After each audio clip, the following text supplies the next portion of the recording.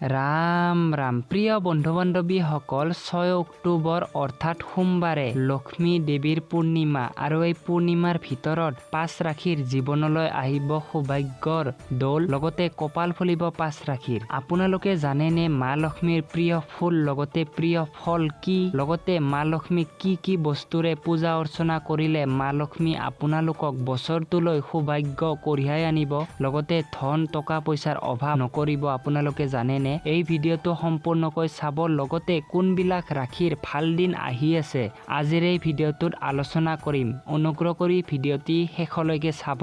প্ৰিয় বন্ধু বান্ধৱীসকল, মা লক্ষ্মীক সন্তুষ্ট কৰিবলৈ আপুনি ঘৰটো পৰিষ্কাৰ পৰিচ্ছন্ন কৰি ৰাখিব লাগিব। প্ৰাতঃকালত গা ধুই মূল দুৱাৰত ঘিউৰ চাকি জ্বলাব লগতে ঘৰত সুগন্ধি ধূপ বা ধূপকাঠি জ্বলাবলৈ চেষ্টা কৰিব। ইয়াৰ লগতে ঘৰত সদায় শান্ত আৰু সন্তুষ্টৰ পৰিৱেশ বজাই ৰাখিবলৈ চেষ্টা অত্যন্ত জৰুৰী। মা লক্ষ্মীক সন্তুষ্ট কৰিবলৈ কিছু উপায়: ঘৰ পৰিষ্কাৰ পৰিচ্ছন্ন ৰাখক লগতে লোকবিশ্বাস অনুসৰি য'ত পৰিষ্কাৰ পৰিচ্ছন্নতা থাকে তাতে মা লক্ষ্মী নিবাস কৰে। ঘৰটো সদায় পৰিষ্কাৰ পৰিচ্ছন্ন কৰি ৰাখিব।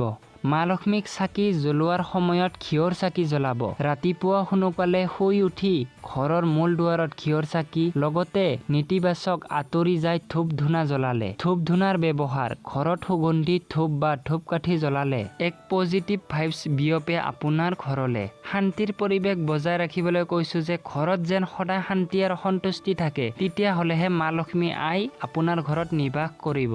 প্ৰিয় বন্ধু বান্ধৱীসকল, এতিয়া জানো আহক কোনবিলাক ৰাশিৰ কপাল ফুলিব। ইয়াত দেখুওৱা মতে বৃষ, ধনু, মকৰ আৰু সিংহ এই 5 ৰাশিৰ লোকৰ জীৱনত আহিব পূৰ্ণিমাৰ ভিতৰতে সৌভাগ্য।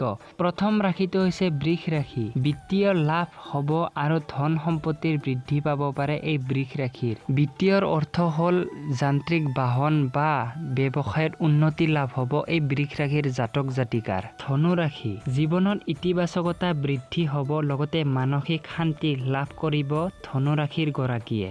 মকৰ ৰাশি: এই ৰাশিৰ লোকসকলৰ কৰ্ম জীৱনত উন্নতি হ'বলৈ গৈ আছে, গতিকে সৌভাগ্য খুলিব মকৰ ৰাশি গৰাকীৰ। সিংহ ৰাশি: সামাজিক মৰ্যাদা বৃদ্ধি পাব আৰু সকলোৱে সন্মান কৰিব এই সিংহ ৰাশিৰ গৰাকী। লক্ষী পূৰ্ণিমাৰ ভিতৰৰ পৰা ভাল যোগ আৰম্ভ হৈ আছে।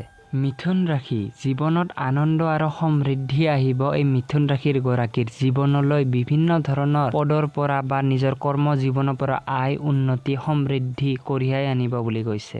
মা লক্ষ্মীৰ প্ৰিয় ফুল আৰু প্ৰিয় খাদ্য কি আপোনালোকক জনাও।